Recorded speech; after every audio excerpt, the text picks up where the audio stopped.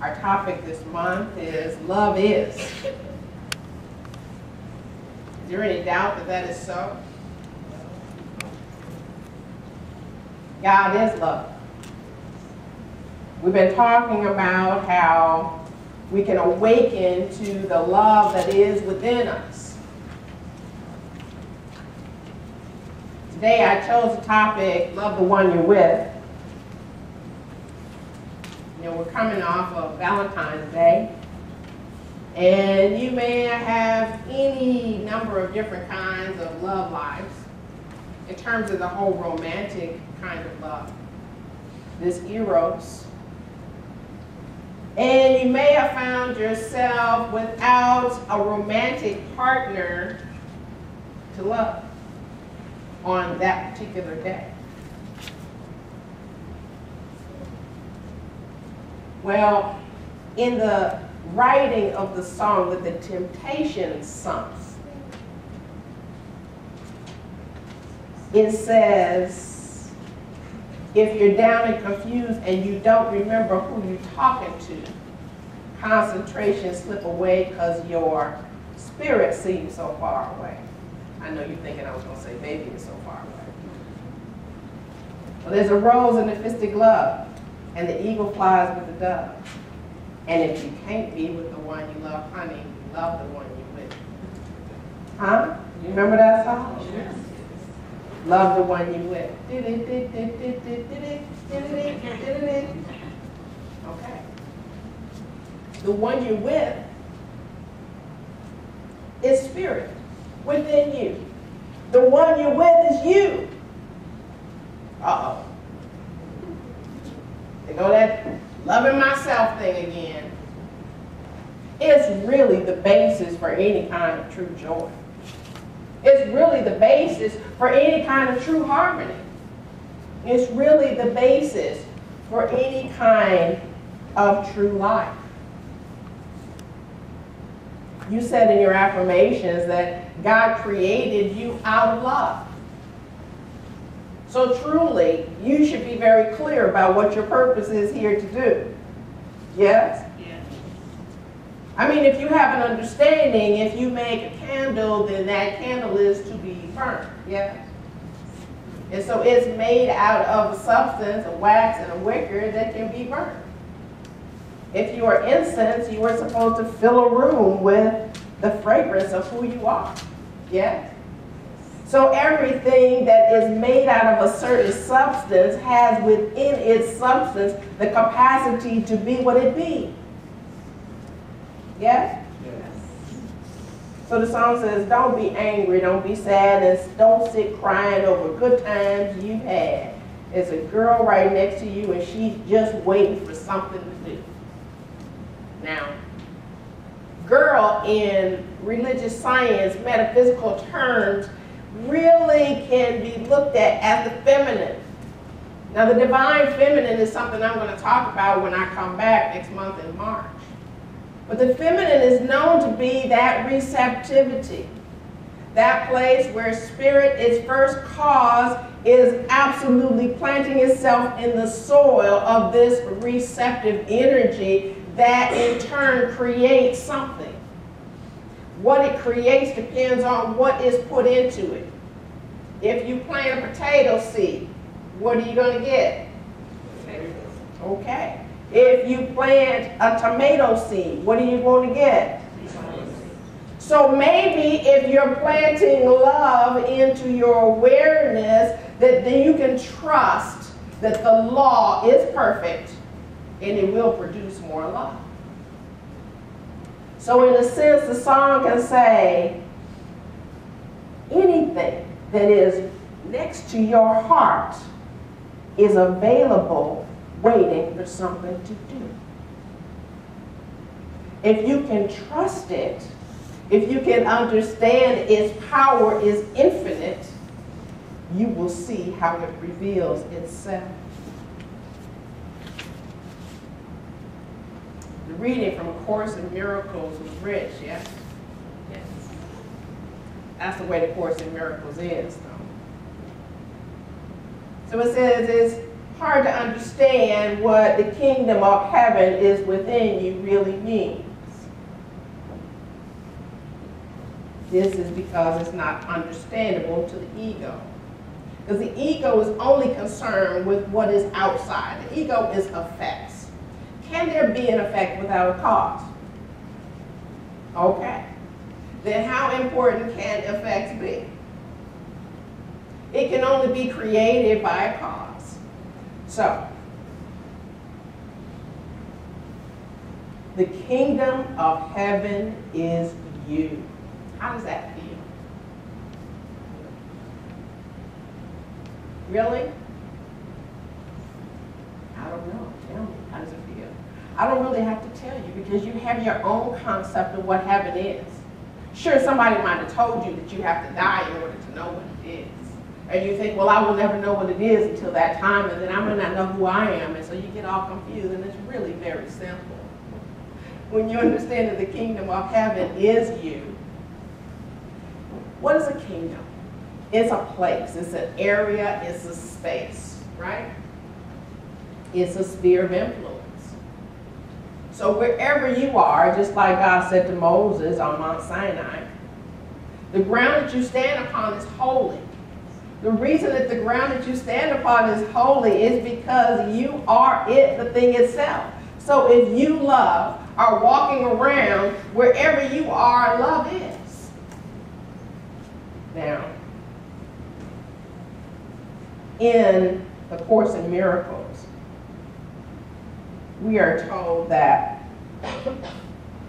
you too have a kingdom that your spirit created. How's it feel living in that kingdom? Got a lot of wars going on in your kingdom? Are you understanding a sense of heaven? Are you understanding a sense of maybe there's a struggle going on between your ego and your true spirit, your God self, your essence? See, they can't create together because ego is effect and effect can never create. Spirit, however, can create. Now,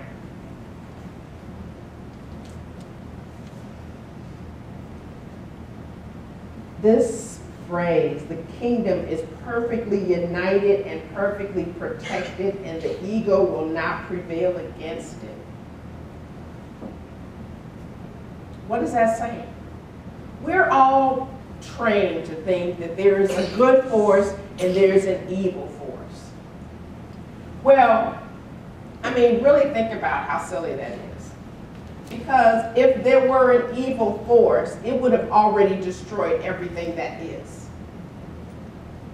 I mean, that's all evil does.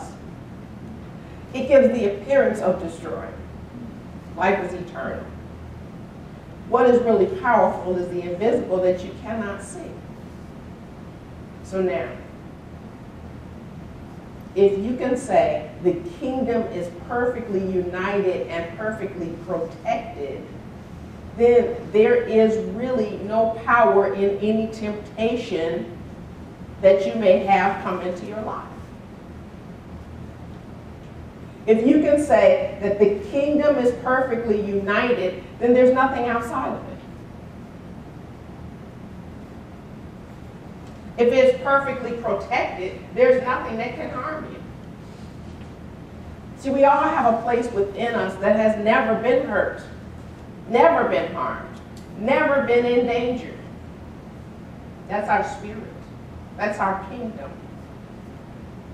And that's a place that we usually run to when there's some kind of a crisis. It's a place that we usually run to when we're in some kind of confusion. It's the place that we usually run to when we think, and it's true, that we can't think our way out of this particular situation that seems to be challenging us.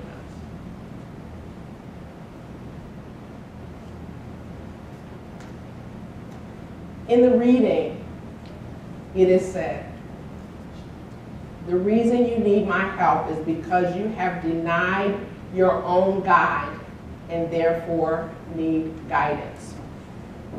So here you have this GPS, this God positioning system within you. And it's giving you direction. What do? You disengage it. You take it out. Or you totally ignore it. And then you wonder why you get lost. Isn't that interesting? You have within you a compass that is guiding you to your highest and best good, but you're ignoring it.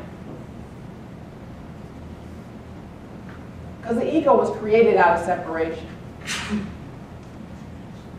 The ego chose to separate itself from spirit. It saw spirit as its enemy. Why? Spirit is eternal. Ego is temporal. As long as you, the human being, are listening to ego, then you will not be listening to your spirit. When you are not listening to your spirit, you will stay lost and confused and think that you need to rely on your ego in order to survive. Do you see the game? Do you really? Or are you saying, I don't want to be that spiritual? That don't fit into my whole scheme of how I see my life going. That doesn't work for me. See, I got to party and I got to do this, and you can party and be in spirit, but your ego will make you think that you can't. See, your ego will make you think that listening to spirit is limiting your life, when in fact listening to spirit is expanding your life.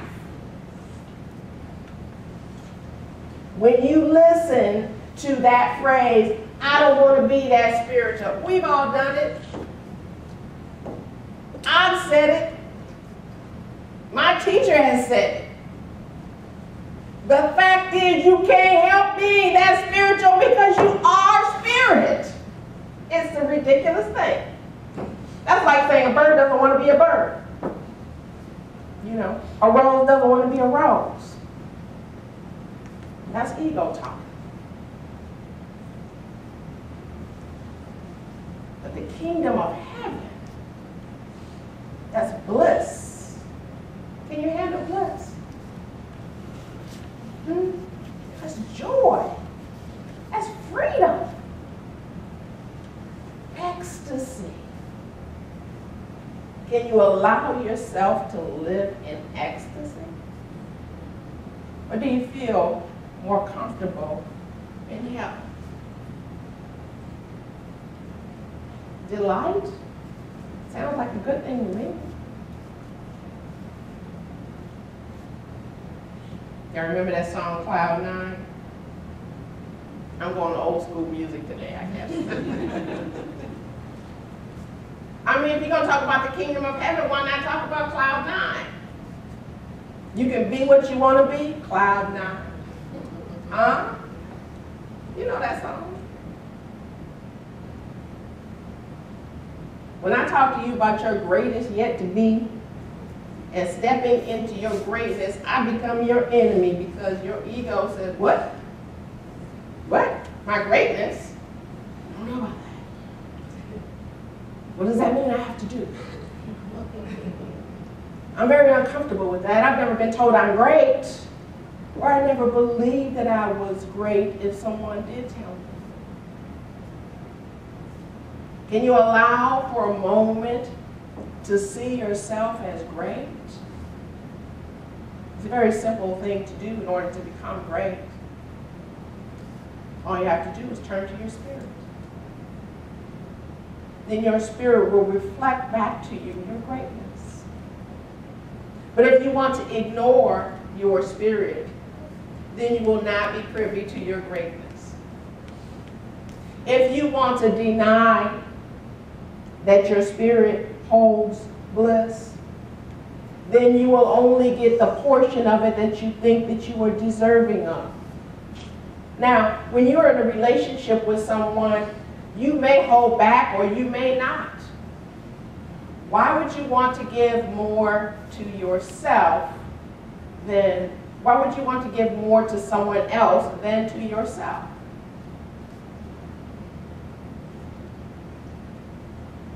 I took my young mentee with me as I went to go shop for a baby shower gift for one of our Power of Oneness attendees. And she wanted to tell me about what she needed.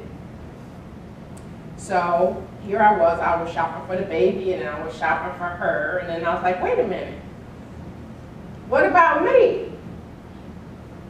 So then I remembered that in order for me to feel good about loving everybody else, that I needed to take an opportunity to love me and express loving me.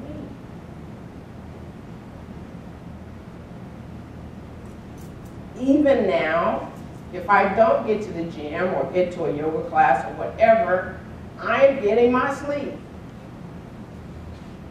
I'm not oversleeping, I'm just listening to my body. I'm letting it tell me, you cannot continue to be all things to all people because you will destroy your body, because your body needs to have its rest. It needs to be restored in the fullness and the wholeness of what it is.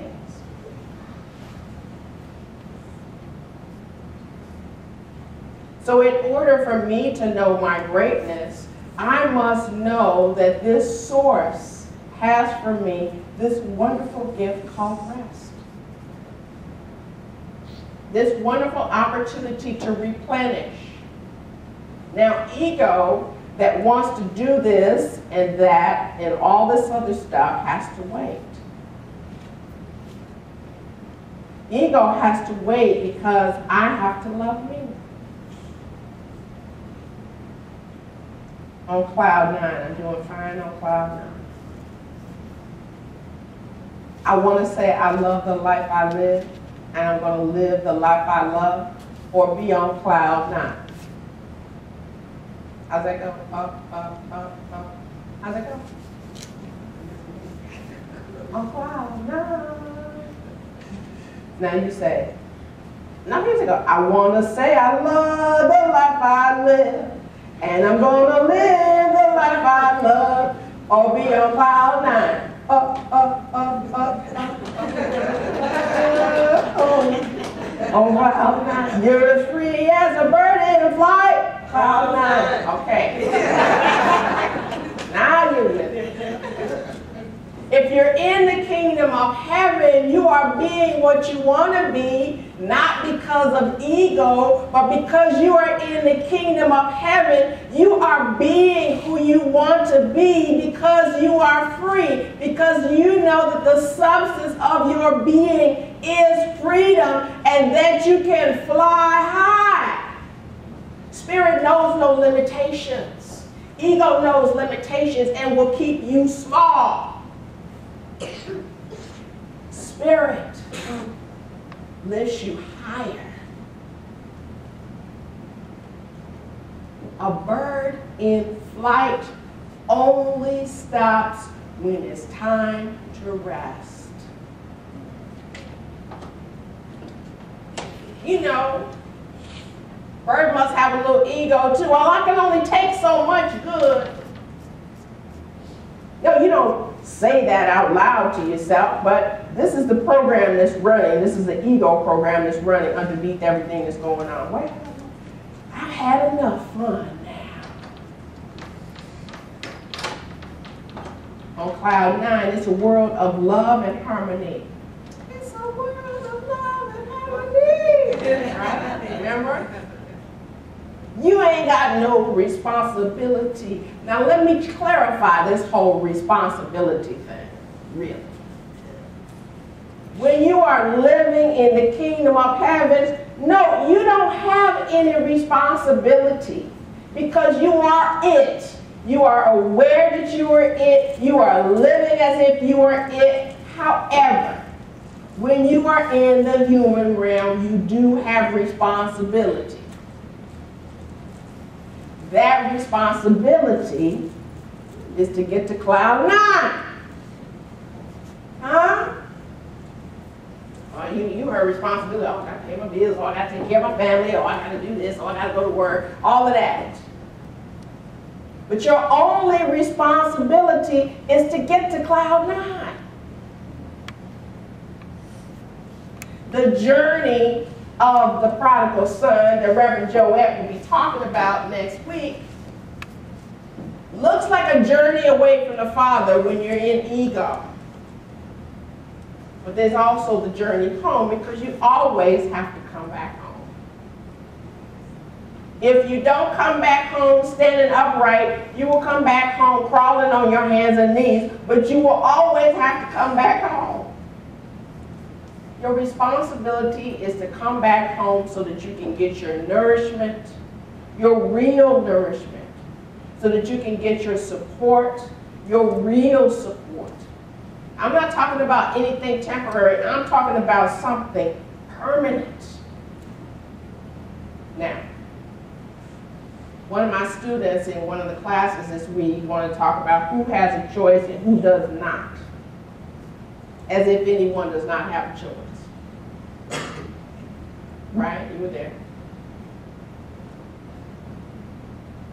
Why are you acting like you don't know what I'm talking about? Choose this day whom ye shall serve, God or mammon. It's really that simple. What's mammon? I don't understand all that. Mammon is usually thought to be a corrupt influence. Basically, who are you going to serve? Cause or effect? Who are you going to serve? Lack and limitation or infinite possibilities? Who are you going to serve? Bliss or frustration? Who are you going to serve? Ecstasy or anger? Who are you going to serve? You make those choices every moment of every day. Now, when you're loving the one you're with, what do you do for somebody you love? You try to make life comfortable for them, right? You try to make things look pretty for them, yes? You try to give them the things that they desire in their heart. You deserve it just as much as anybody else. If you can't be with the one you love, honey, love the one you with. Who is going to be with you to the end of this journey? I can't hear you. Okay? And this journey is just what I'm talking about in the earth realm, because your spirit is on a journey that is endless. Your spirit is on a journey into the infinite. And so, regardless of how many times you may try to ignore it or neglect it or pretend that it isn't there, it is the only thing that is real about you. The sooner you embrace it, the more you can feel what it feels like to live in the kingdom of heaven. I invite you to live the life that you love. Let's get a mental equivalent of what that feels like. Say, I love the life I live. I love the life I live. I live the life I love. I live the life I love. That's all you want. Yeah? Yes. I invite you to get to cloud 9. That's the only place where you can truly know freedom. It's not a fantasy. It's the best part about you. Namaste.